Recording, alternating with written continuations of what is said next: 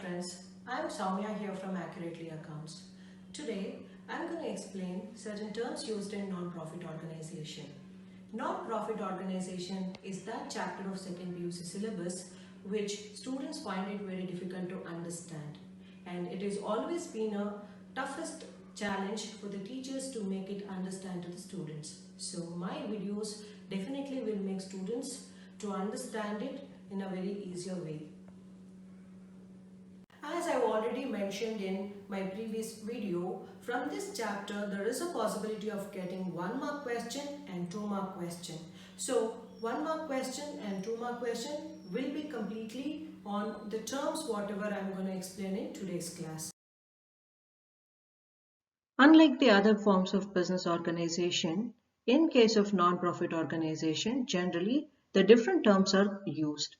Now let us understand what are these different terms and what are its meaning. Let us begin with the meaning of legacies. Legacies are the gifts or donations received by non-profit organization under a will on death of a donor. So, legacies are generally the donations received by the non-profit organization or the gifts received by the non-profit organization as per the will of deceased person. The next term is endowment fund. Endowment fund is money or property given by the way of gift by donor to non-profit organization. So, generally the endowment fund provide a permanent means of support to non-profit organization. These are the money or property or any kind of gifts generally donated by the different people for providing a kind of financial support to the non-profit organization. Next one, honorarium. Honorarium is payment made to the person for the different services rendered by them in the non-profit organization. So various people will come and they serve in the non-profit organization, and in return they are paid with the honorarium. Entrance fees, which we also can call as admission fees. So entrance fees or admission fees are generally received from members at the time of admission into non-profit organization. Donation is not a new term. All of us are familiar with the donation. Donation is basically a gift for charity, maybe in the form of money, services, or goods such as clothing, toys, food, or vehicles, etc. We cannot find anybody who don't know about blood donation. We can take this as an example. We have two different types of donations, general donation and special donation. As the name says, general donations are very regular donations collected by the non-profit organization, wherein the special donations are meant for special purposes. The next term is life membership fees. So these are the fees collected for the life membership in lump sum. The last term what you're going to learn now is subscription. A subscription is an amount of money that is paid regularly in order to belong to an organization, to help charity or to receive copy of magazine or newspaper. One can become a member by paying the yearly subscription. So here, in case of non-profit organization, when we start with the numericals, the subscriptions adjustments are very important, and we can observe the adjustments related to subscription in most of the problems. And to make it as a point here, these are the most confusing adjustments which I'll be explaining in my coming videos.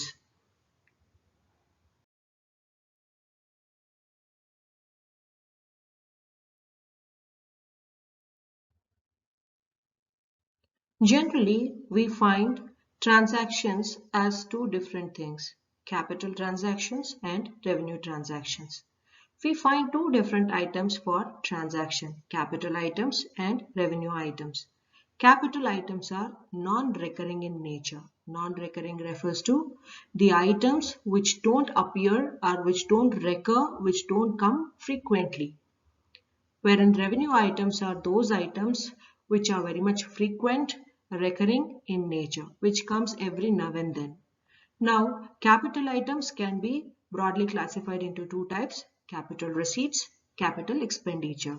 And revenue items can also be classified into two categories: revenue receipts, revenue expenditure. And apart from this, we also have deferred revenue expenditure. This part of chapter is very important because there is a possibility of getting one practical oriented question from this part, wherein they ask you to classify the following things into capital or revenue items. So here I have a list of certain items, and all we need to do is we just have to find out whether it is a capital item or a revenue item. Let's begin. The first one is capital fund. So capital fund, you all know that it is the difference between asset and liability of non-profit organization. It is a capitalized receipt. So we need to treat it as capital item.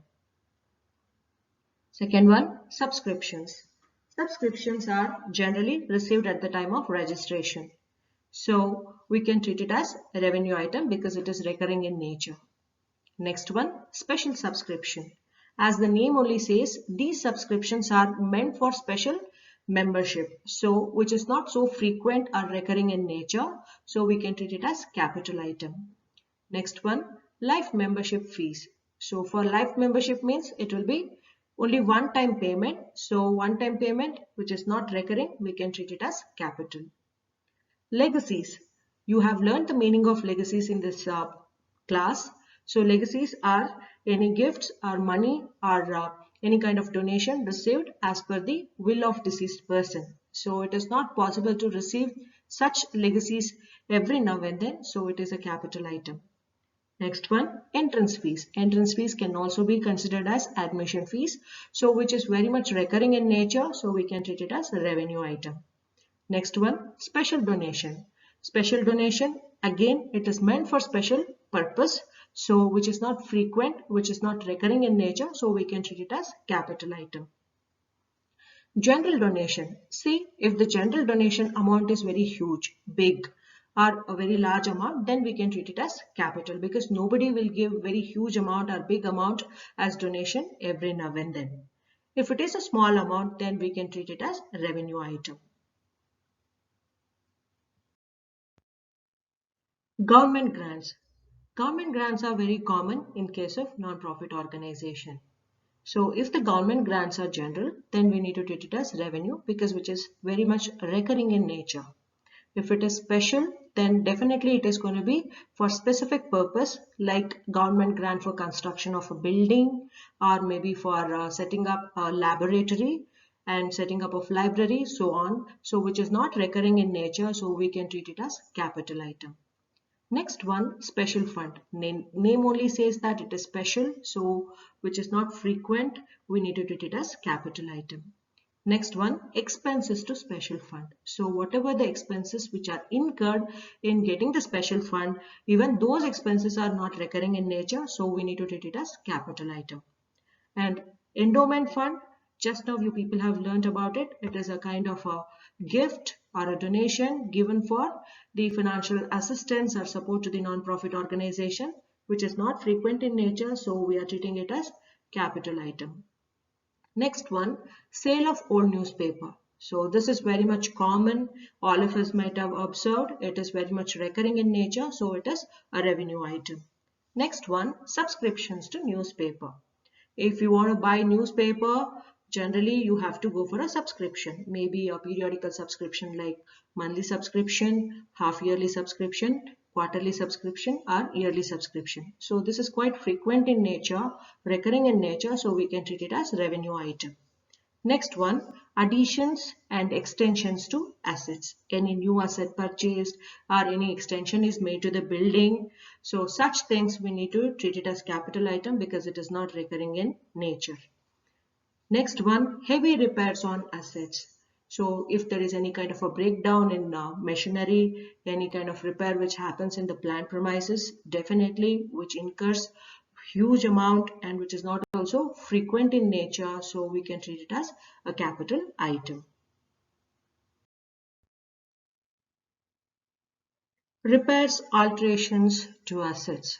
So the best example what I can give is whitewash to the building, repair to the building, any minor renovations to the building are the best example here, and these are quite recurring in nature. So we can treat them as revenue item. Next one, collection from concert, seminars and drama. So these are certain activities which are very much common in non-profit organization to raise the fund. So very frequently such activities will happen. So we can treat it as revenue item. Next one, sale of old sports equipment. So sports equipment are those with high value and which are not purchased very frequently. We can take example of cricket bat, billiard board, or maybe a table of table tennis, etc. So we are treating it as capital item. Next one, sale of old sports materials.